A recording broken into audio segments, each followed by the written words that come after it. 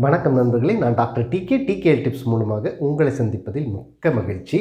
இந்த காணொளியை கண்டு கொண்டிருக்கும் உங்கள் அனைவருக்கும் எனது இனிய தீபாவளி நல்வாழ்த்துக்களை தெரிவித்துக் கொள்வதில் மிக்க மகிழ்ச்சி அடைகிறேன்.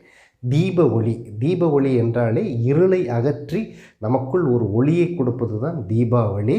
ஸோ தீபாவளிக்கு நிறைய காரணங்கள் இருக்குது, உங்களுக்கு கண்டிப்பாக தெரிஞ்சிருக்கும். இருந்தாலும் ஒரு ரீகேப், அதாவது நார்த் இந்தியாவில் இந்த தீபாவளியை எப்படி கொண்டாடுறாங்கன்னு பார்த்தீங்கன்னா, ராமர் தனது 14 வருடம் வனவாசத்தை முடித்து திரும்பவும் அரியணைக்கு வருவதை கொண்டாடுவதற்காக தான் நார்த் இந்தியாவில் கொண்டாடுறாங்க. அதே மாதிரி நம்ம சவுத் இந்தியாவில் பார்த்தீங்கன்னா, நரகாசூரன் என்ற அரக்கனை அழித்து அதர்மத்தை ஒழித்து தர்மத்தை நிலையாட்டுவதற்காகத்தான் இந்த தீபாவளியை கொண்டாடுகிறோம். ஸோ எனிவே, தீபாவளி அப்படிங்கினோடனே எல்லாத்துக்கும் என்ன ஞாபகம் வரும் அப்படின்னு பார்த்தீங்கன்னா, பட்சணங்கள், அதாவது காரம், இனிப்பு என்று பல வகையான ஒரு பலகாரங்களை செய்து அன்றைக்கி எல்லாரும் திருப்தியாக சாப்பிட்றதுக்கு தான் இந்த தீபாவளியில் ரொம்ப முக்கியமாக யூஸ் பண்ணுவாங்க. அதுலேயும் குறிப்பாக பார்த்திங்கன்னா, எல்லார் வீட்லேயுமே பிரியாணி இருக்கும். எனக்கு தெரிஞ்ச 20 வருடங்களுக்கு முன்பாக எல்லார் வீட்லேயும் தீபாவளிக்கு தான் பிரியாணி பண்ணுவாங்க. இன்றைக்கி அப்படி இல்லை, எனக்கு தினசரி பிரியாணி பண்ணக்கூடிய வீடுகளும் எனக்கு தெரியும். பிரியாணி அப்படிங்கிறதே நமது பாரம்பரிய உணவு ஆயிடுச்சு அப்படின்னு சொல்லலாம். எல்லா கார்னர்லையும், எல்லா ஸ்ட்ரீட்லேயும், எல்லா இடத்துலையும் பிரியாணி கடைகள் ஓப்பன் பண்ணுறது தான் இதற்குண்டான ஒரு சாட்சியாகும். ஸோ எனிவே, இந்த நாளில் நம்ம எல்லாரும் அதிகமான பட்சணங்களை சாப்பிட்றதுல ஒரு பிரச்சனை ஏற்படும்னா, அடுத்த நாள் பார்த்தீங்கன்னா உங்களுக்கு வயிறு சரியில்லாமல் போயிடும். அதாவது ஜீரணம் குறைஞ்சிடும். சிலருக்கு வயிறு உப்புசம் ஆயிரும், சிலருக்கு கேஸ்ட்ரிக் அதிகமாயிரும், சிலருக்கு பார்த்தீங்கன்னா கான்ஸ்டிபேஷன் ஏற்படும். இந்த மாதிரி ஜீரண பிரச்சனைகள் நிறையா வரும். கண்டிப்பாக தீபாவளி வரும் பொழுதே இதற்குண்டான, அதாவது தீபாவளி லேகியம் அப்படின்னு பல வீடுகளில் செய்வாங்க. ஸோ அதுக்கு அதாவது நிறைய பொருட்கள் தேவைப்படும். இதற்கு வால்மிளகு, அதாவது திப்பிலி, அரிசி திப்பிலி, சுத்தமான நெய், சுத்தமான நல்லெண்ணெய், சுத்தமான தேன், இது போன்ற பல பொருட்கள் இதுக்கு தேவைப்படும்.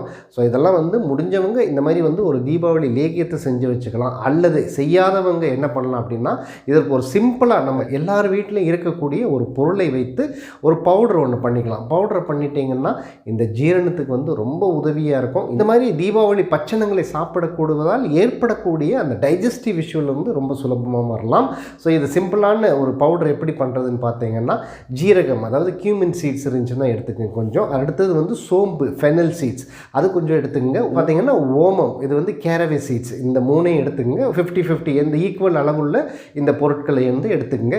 கூடவே இஞ்சி, கொஞ்சமாக சுக்கு, கொஞ்சமாக ஏலக்காய், இதெல்லாம் இருந்துச்சுன்னா இது எல்லாமே ஒன்றா போட்டு இஞ்சியெல்லாம் நல்லா தட்டி போட்டுட்டு கொஞ்சமாக வானிலையில் போட்டு கொஞ்சமாக சூடு பண்ணி இதை நல்லா மிக்ஸி கிரைண்டரில் நல்லா கிரைண்ட் பண்ணிக்கங்க.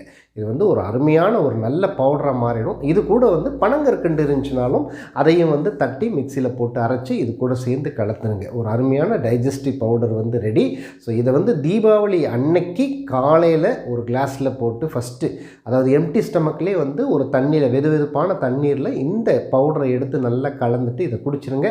அதே மாதிரி பட்சணம்லாம் சாப்பிட்டு முடித்து நைட்டு தூங்குகிற அன்னைக்கு கூட நீங்கள் இந்த பவுடரை எடுத்து ஒரு ஸ்பூன் எடுத்து நல்ல வெதுவெதுப்பான தண்ணியில் கலந்து குடிச்சிட்டிங்கன்னா அடுத்த நாள் உங்களுக்கு இந்த வயிறு சம்மந்தப்பட்ட பிரச்சனைகள் எதுவுமே வராது. ஜீரணம் நல்லா எடுக்கும். அதே மாதிரி நல்ல பசி எடுக்கும். இந்த பவுடரை நீங்கள் சாப்பிட்டு வந்தீங்கன்னா பசி எடுக்கும். இது தீபாவளி டைமில் தான் சாப்பிட்ணுமா சார் அப்படின்னு மட்டும் இல்லை. நீங்கள் எப்போல்லாம் ஜீரண குறைபாடுகள் உங்களுக்கு இருக்குதோ அந்த டைம்லலாம் இந்த பவுடரை நீங்கள் யூஸ் பண்ணிக்கலாம். மீண்டும் எனது தீபாவளி நல்வாழ்த்துக்களை தெரிவித்துக் கொள்வதில் மிக்க மகிழ்ச்சி அடைகிறேன். பட்டாசுகளை வெடிக்கும் பொழுது மிகவும் ஜாக்கிரதையாக, ரொம்ப கேர்ஃபுல்லாக இருங்க. மீண்டும் எனது நல்வாழ்த்துக்கள். மீண்டும் அடுத்த ஒரு நல்ல பதிவில் உங்களை சந்திக்கும் வரை உங்களிடமிருந்து விடைபெறுவது உங்கள் TK.